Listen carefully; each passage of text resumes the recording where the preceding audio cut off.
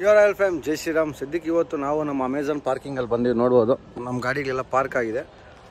ಇಲ್ಲೊಬ್ರು special guest ಬಂದವರು. ಅಂದರೆ ಏನಂತೀರ, ಒಂದು ಹೊಸ ಗಾಡಿ ಇನ್ನೂ ಮಾರ್ಕೆಟ್ಗೆ ಲಾಂಚ್ ಆಗಿಲ್ಲ, ಟ್ರಯಲ್ಗೆ ಬಂದಿದೆ. ನಮ್ಗೆ ಅರ್ಲಿ ಆಕ್ಸಿಸ್ಸು ಇದೇ ಫಸ್ಟ್ ಟೈಮ್ ಅಂದ್ಕೊಳ್ಳಿ ತೋರಿಸ್ತಾ ಇದ್ದೀವಿ ಗಾಡಿನ. ಇಂಟರ್ನೆಟಲ್ಲಿ ನೋಡಿದ್ರಿ, ಬಟ್ ಇದೇ ಫಸ್ಟ್ ಟೈಮ್ ನನ್ನ ವೀಡಿಯೋದಲ್ಲಿ ನೋಡ್ತಾ ಇದ್ದೀರಾ. ನೋಡ್ಬೋದು ನಮ್ಮ ಗಾಡಿ ಇದಲ್ಲ, ಇದು ಬಡ ದೋಸ್ತು ಎಲೆಕ್ಟ್ರಿಕ್ ಗಾಡಿ. ಸ್ವಿಚ್ ಕಂಪ್ನಿ ಅಂದರೆ ಅಶೋಕ್ ಲೇಲ್ಯಾಂಡ್ ಸ್ವಿಚ್, ಎರಡು ಪೇರೆಂಟ್ ಕಂಪ್ನಿ, ಅವ್ರು ಮ್ಯಾನುಫ್ಯಾಕ್ಚರ್ ಮಾಡಿರೋ ಗಾಡಿ. ಬಡ ದೋಸ್ತ್ ಅಣ್ಣ, ಇದು ಹೆಸರು ಬರೀ ಸ್ವಿಚ್ ಅಲ್ಲ, ಬಡ ದೋಸ್ತ್ ಅಂತಾನೆ ಹೆಸರು. ಸ್ವಿಚ್ ಅಷ್ಟೇ, ಯಾಕಂದ್ರೆ ಇದು ಸೇಮ್ ಬಡ ದೋಸ್ತ್ ಮಾಡಲು. ಅದೇ ಪೇರೆಂಟ್ ಕಂಪ್ನಿ ಬಸ್ಸೆಲ್ಲ ಮ್ಯಾನುಫ್ಯಾಕ್ಚರ್ ಮಾಡ್ತಲ್ಲ, ಅದೇ ಅಲ್ವಾ? ಹಾಂ, ಓಕೆ ಓಕೆ. ಕಲರ್ ಅಂತೂ ಅಟ್ರಾಕ್ಟಿವ್ ಆಗಿದೆ. ಇದು ಪಾಸಿಂಗ್ ಸೇಮ್ 1.7 ಅಲ್ವಾ? ಬಡ ದೋಸ್ತು ಸೇಮ್ ನನಗನ್ಸ್ದಂಗೆ. ಇದರಲ್ಲಿ ಏನು ಮಾಡ್ತಾರೆ ಅಂದರೆ, ಇಂಜಿನ್ ರಿಪ್ಲೇಸಲ್ಲಿ ಬ್ಯಾಟ್ರಿ ಹಾಕೋರೆ, ಮಿಕ್ಕಿ ಸ್ಪೆಸಿಫಿಕೇಶನ್ಸ್ ಎಲ್ಲ ಸೇಮ್ ಮಾಡೋರೆ. ನಾರ್ಮಲ್ಲು ಬ್ಯಾಟ್ರಿ ಗಾಡಿ ಆದಮೇಲೆ ಒಂದು ಬ್ಯಾಟ್ರಿ ಇರುತ್ತೆ. ಬ್ಯಾಟ್ರಿ ಎಲ್ಲಿ ಕೊಟ್ಟವ್ರೆ? ಇದೆ ಅಲ್ವಾ ಬ್ಯಾಟ್ರಿ? ಹಾಂ, ಒಟ್ಟು ಒಂದು ಬ್ಯಾಟ್ರಿ ಇರ್ತದೆ. ನಾರ್ಮಲ್ 12 volts ಬ್ಯಾಟ್ರಿ ಒಂದು ಇರ್ತದೆ ಬೇಸಿಕ್ ಎಲೆಕ್ಟ್ರಿಕಲ್ಸ್ಗೆಲ್ವಾ.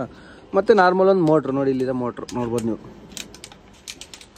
ಮತ್ತು ಇವರು ಪಬ್ಲಿಸಿಟಿಗೆ ಅಂತ ಇವು ನಾರ್ಮಲ್ ಕಂಟೈನರು. ಇದು ಕಂಟೈನರ್ ಇಲ್ಲಿ ವಿತ್ ಕಂಟೈನರ್ ಬರಲ್ಲ, ನಾವು ನಾರ್ಮಲ್ ವಿತ್ ಕಂಟೈನರ್ ಕೊಡ್ತೀವಿ. ಸೇಮ್ ಈ ಥರ ವಿತ್ ಕಂಟೈನರ್ ಬರುತ್ತೆ. ಅದೇ ಹಾಂ, ಓಕೆ ಓಕೆ.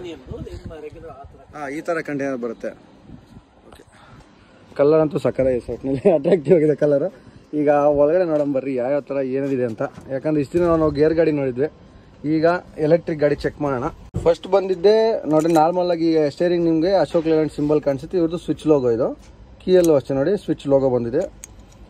ಮತ್ತು ಇಲ್ಲಿ ನೋಡಿ ಗೇರ್ ಇಲ್ಲ, ಗೇರ್ ಜಾಗದಲ್ಲಿ ಬಟನ್ಸ್ ಇದೆ. ರಿವರ್ಸ್, ನ್ಯೂಟ್ರಲ್ಲು, ಡ್ರೈವ್ ಮೋಡು, ಇದು ಸ್ಪೋರ್ಟ್ಸ್ ಮೋಡು. ಮಿಕ್ಕಿದೆಲ್ಲ ಕ್ಯಾಬಿನ್ ಸೇಮೆ. ನನ್ನ ಗಾಡಿಗೆ AC ಇದೆ, ಅದಕ್ಕೆ ಸ್ವಲ್ಪ ಇಲ್ಲೆಲ್ಲ ವೆಂಟ್ಸ್ ಇದೆ. ಇದಕ್ಕೆ ನಾರ್ಮಲ್ ಅಲ್ವಾ, ಅದಕ್ಕೂ ಏನಿಲ್ಲ. ಬಟ್ ಇಂಟೀರಿಯರ್ ಕಲರು ಚೇಂಜ್ ಮಾಡಿದ್ದಾರೆ. ನಾರ್ಮಲ್ ಒಂದು ಸಿಮೆಂಟ್ ಕಲರ್ ಬರೋದು, ಇದೊಂಥರ ಕ್ರೀಮಿ ಕಲರ್ ಬಂದಿದೆ. ಇದು ನೋಡಿ ಒಂಥರ ಬ್ರೌನು ಚಾಕ್ಲೇಟ್ ಕಲರ್ ಅಂದ್ಕೊಳ್ಳಿ. ಅದು ಬಿಟ್ಟರೆ ಮೇನು ಕ್ಲಚ್ ಪ್ಲೇಟ್ ಇಲ್ಲ ನೋಡಿರಿ. ಎಕ್ಸ್ಲೇಟ್ರು ಬ್ರೇಕು, ಇದು ಆಕ್ಸಿಲೇಟ್ರ್ ಪೆಡಲ್ ಇದೆ. ಕ್ಲಚ್ ಪ್ಲೇಟ್ ಇಲ್ಲ, ಯಾಕಂದರೆ ಎಲೆಕ್ಟ್ರಿಕ್ ವೆಹಿಕಲ್, ಅದಕ್ಕೋಸ್ಕರ.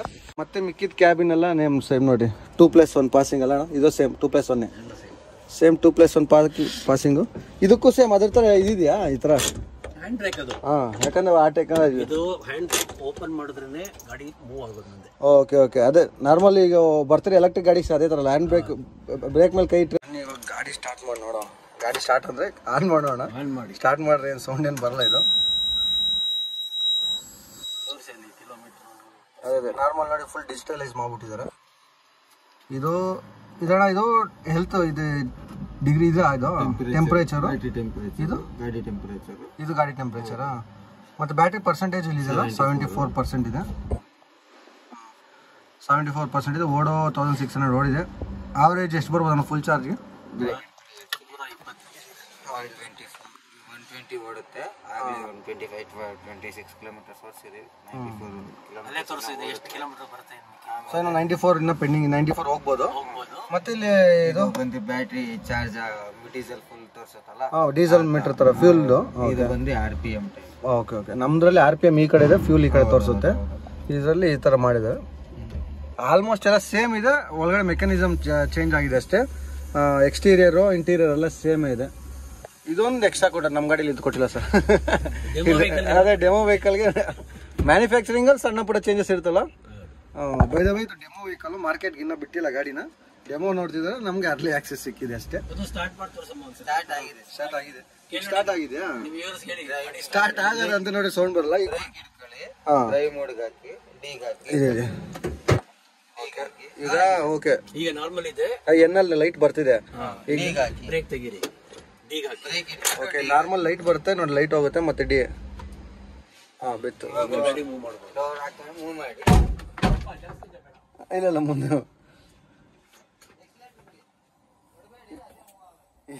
ಸಕ್ಕತ್ತಾಗದಪ್ಪ, ಸೌಂಡೇ ಬರ್ತಾ ಇಲ್ಲ ಗಾಡಿ.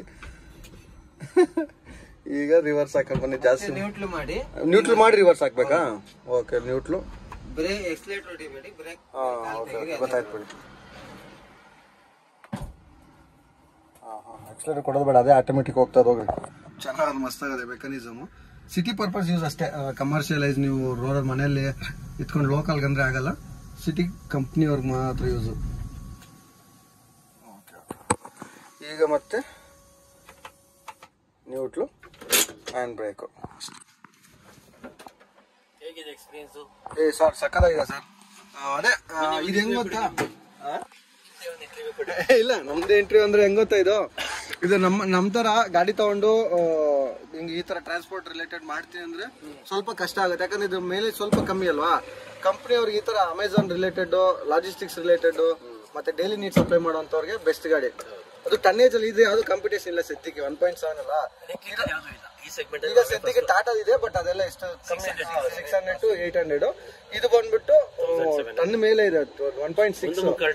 1.25 ಯಾವ್ದು ಇಲ್ಲ. ನೋಡೋಣ ಇದು ಬಿಟ್ಟಾದ್ಮೇಲೆ ಯಾವ ತರ ರನ್ ಆಗುತ್ತೋ. ಮತ್ತೆ ಟೈರು ಸೇಮ್ ನನ್ನ ಗಾಡಿ ಏನಿದೆಯೋ ಅದೇ ಮೆಜರ್ಮೆಂಟ್ ಎಲ್ಲ ಸೇಮೇ. ಮತ್ತೆ ಚಾರ್ಜಿಂಗ್ ಪೋರ್ಟ್ ನೋಡ್ಬೋದು, ಇಲ್ಲಿದೆ AC DC. ಈಗ DC ನೀವು ಡೈರೆಕ್ಟ್ ಆಗಿ ನೀವು ಚಾರ್ಜಿಂಗ್ ಹಬ್ಬಗಳಲ್ಲಿ ಸಿಗುತ್ತೆ, ಬಟ್ ಮನೇಲಿ DC ಬರಲ್ಲ, AC ಬರೋದು ಆಲ್ಟರ್ನೇಟ್ ಕರೆಂಟು.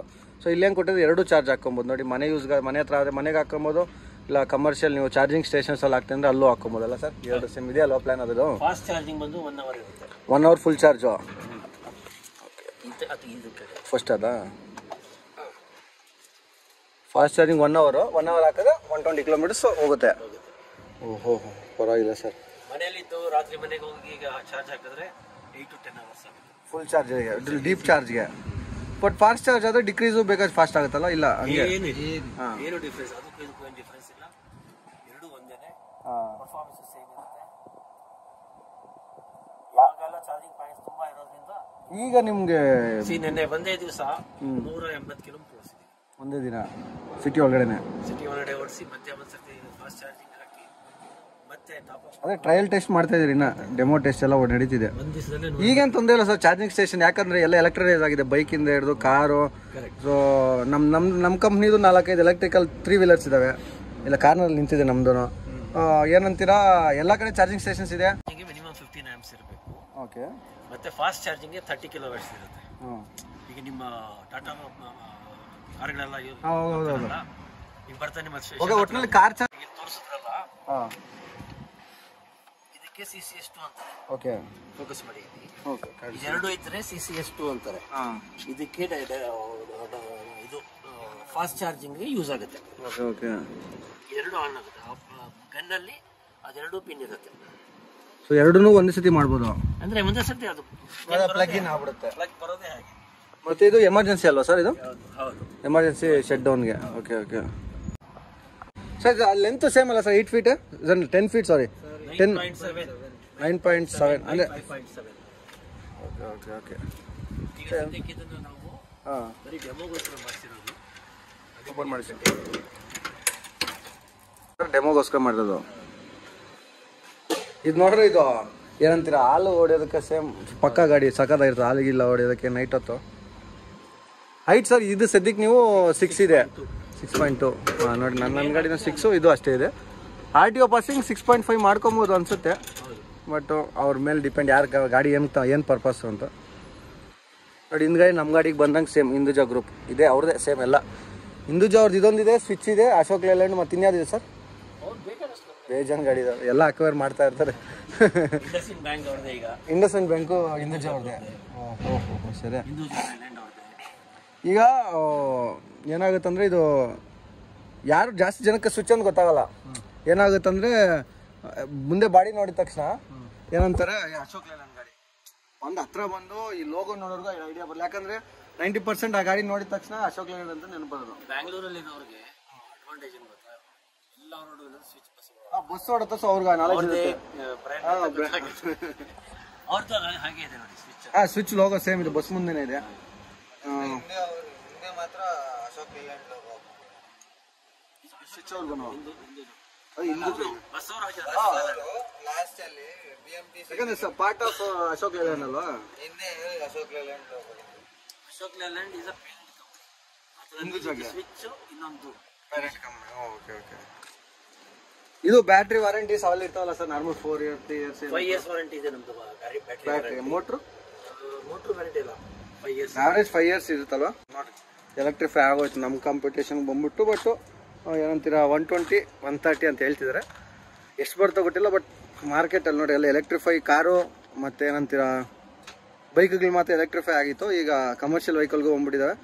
ಇದು ದೊಡ್ಡ ದೊಡ್ಡ ಗಾಡಿಗಳು ಬಂದ್ಬಿಟ್ಟಿರೋ ಸರ್? ಈಗ ಬರ್ತಾ ಇದೆ ಸದ್ಯ ಎಲೆಕ್ಟ್ರಿಫೈ ಆಗ್ತದೆ. ಅದನ್ನು 4 ton ಗಾಡಿ. ಫ್ಯೂಚರ್ ಎಲೆಕ್ಟ್ರಿಕಲ್ ಅನ್ನೋದಕ್ಕೆ ಇದೇ ಉದಾಹರಣೆ. ಬಟ್ ನೋಡಿರಿ ಎಲ್ಲ ಇಂಟರ್ನೆಟಲ್ಲಿ ನೋಡಿದರೆ, ಇವಾಗ ನಮ್ಮ ವೀಡಿಯೋದಲ್ಲಿ ನೋಡ್ತಾ ಇದ್ದೀರಾ, ಸ್ವಿಚ್ಚು ಇಂಟು ಅಶೋಕ್ ಲೇಲ್ಯಾಂಡ್ ದೋಸ್ತ್ ಅಂದ್ಕೊಳ್ಳಿ. ಸದ್ಯಕ್ಕಿದು TN ರಿಜಿಸ್ಟ್ರೇಷನ್ ಅಲ್ಲೇ ಮ್ಯಾನುಫ್ಯಾಕ್ಚರ್ ಆಗಿರೋದ್ರಿಂದ ಅದೇ ಕೊಟ್ಟಿದ್ದಾರಲ್ಲ. ಬಟ್ ಬೆಂಗಳೂರಲ್ಲಿ ಟ್ರಯಲ್ ನೋಡ್ತಿರೋದಿಲ್ಲ ಮೇನು. ಇದಕ್ಕೆ ಅಡ್ವಾಂಟೇಜ್ ಏನಪ್ಪ, ಪರ್ಮಿಟ್ ಇಲ್ಲ. ಹಾಂ, ಪರ್ಮಿಟ್ ಇಲ್ವಾ ಸರ್? ಪರ್ಮಿಟ್ಗೆ ನಮ್ಗೊಂದು 23,000 ಸಿಗುತ್ತಾ ಸರ್? ಅದು ಸೇವ್ ಆಗುತ್ತೆ. ರಿಜಿಸ್ಟ್ರೇಷನ್ ಫೀ ಇಲ್ಲ. ಹಾಂ, ರಿಜಿಸ್ಟ್ರೇಷನ್ ಆಮೇಲೆ ನೀವು ಲೈಫ್ ಟೈಮ್ ಟ್ಯಾಕ್ಸ್ ಕಟ್ಟಿ. ಲೈಫ್ ಟೈಮ್ ಟ್ಯಾಕ್ಸ್ ಇಲ್ವಾ? ಅಂದರೆ ಕ್ಯಾಟಗಿರಿನೇ ಚೇಂಜ್ ಆಗ್ಬಿಡುತ್ತಲ್ವ, ಎಲೆಕ್ಟ್ರಿಕಲ್ ಅಲ್ವಾ, ಹೊಸದಕ್ಕೆ ಎಲ್ಲ ಇರ್ತದೆ. ಮತ್ತು ಇದು ಸರ್ ಏನಂತೀರಾ, ಆಲ್ ಇಂಡಿಯಾ ಪರ್ಮಿಟ್ ನಾರ್ಮಲ್ ತೊಗೊಬೇಕಲ್ಲ? ಹೇಳಿದ್ನಲ್ಲ, ಪರ್ಮಿಟ್ ಅವಶ್ಯಕತೆ ಇಲ್ಲ, ಓಡಿಸಿ. ಹಾಂ, ನಾವು ಈಗ ತಮಿಳ್ನಾಡು ರಿಜಿಸ್ಟರ್ ಮಾಡಿಸಿ ಬೆಂಗಳೂರು ಓಡಿಸ್ತಾ ಇದ್ದೀವಿ. ಏನು ವಿಷಯ ಯಾರು ಇಲ್ಲ, ಅಡ್ವಾಂಟೇಜ್ ಇದೆ ಸರ್ ತಗೊಂಡ್ರಿ. ಹಂಗಾದ್ರೆ ನೀವು ಒಂದ್ಸರ್ತಿ ಇಂಟರ್ಸ್ಟೇಟ್ಗೆ ಹೋಗ್ಬೇಕು ಅಂದ್ರೆ ಎಷ್ಟು ಖರ್ಚು ಮಾಡ್ತಾರೆ? 20-25 ಪಾಸಿಂಗ್ ಕೊಡಬೇಕು ಸರ್. ಮಂತ್ಲಿ ಪಾಸಿಂಗ್ ಒಂದೊಂದು ಟೈಮ್ ಮಂತ್ಲಿ ಕೊಡ್ತಾರೆ, ಒಂದು ಟೈಮ್ ಇಯರ್ಲಿ ಕೊಡ್ತಾರೆ. ಇವಾಗ ತಮಿಳ್ನಾಡು 1 ಮಂತ್ಗೆ 3,000 ರೂಪೀಸ್ ಕಟ್ಬೇಕು ನಾವು, ನಮ್ಮ ಗಾಡಿ ಹೋಗಿ ಬರ್ಬೇಕಂದ್ರೆ. ಅದೊಂದು 3,000 ಸೇವ್. ಬಟ್ ಎಕನಾಮಿಕಲ್ ಇರುತ್ತೆ ತಗೊಂಡ್ರೆ. ಖಂಡಿತ. ನೀವು ಎಷ್ಟು ಎಕನಾಮಿಕಲ್ ಆಗುತ್ತೆ ಅಂದ್ರೆ, ನೀವು 3 ಲಕ್ಷ ಜಾಸ್ತಿ ದುಡ್ಡು ಕೊಟ್ಟರು ತಿಂಗಳಿಗೆ EMI 6,000 ರೂಪಾಯಿ ಜಾಸ್ತಿ. ಡೀಸೆಲ್ ಮಿಕ್ಕತ್ತೆ ಇನ್ನು ಮೇನ್ ಡೀಸೆಲ್. ಹಾಗೆ ಹೇಳಿ. ನಾನು ಹೇಳ್ತಾ ಇದ್ದೀನಿ, EMI 6,000 ರೂಪಾಯಿ ಜಾಸ್ತಿ ಬರುತ್ತೆ. ಓಕೆ, ಬಡ ದೋಸೆ ಎಷ್ಟು ಬರ್ತಾ ಇದೆ? ಅದೊಂದು 22. ನಂದು 26-27 ಬರುತ್ತೆ.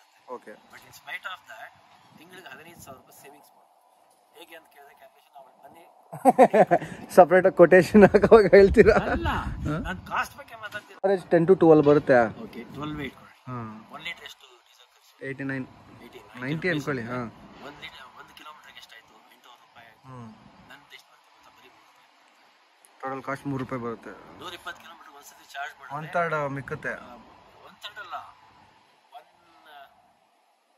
1/3 ಅಲ್ಲಿ ನೀವು ಅದೇ ಅದಕ್ಕೆ ಹೇಳ್ತೇವೆ. 1/3 ಅಲ್ಲಿ 300 ರೂಪಾಯಿ ಆದರೆ ಫುಲ್ ಚಾರ್ಜ್ ಆಗುತ್ತೆ.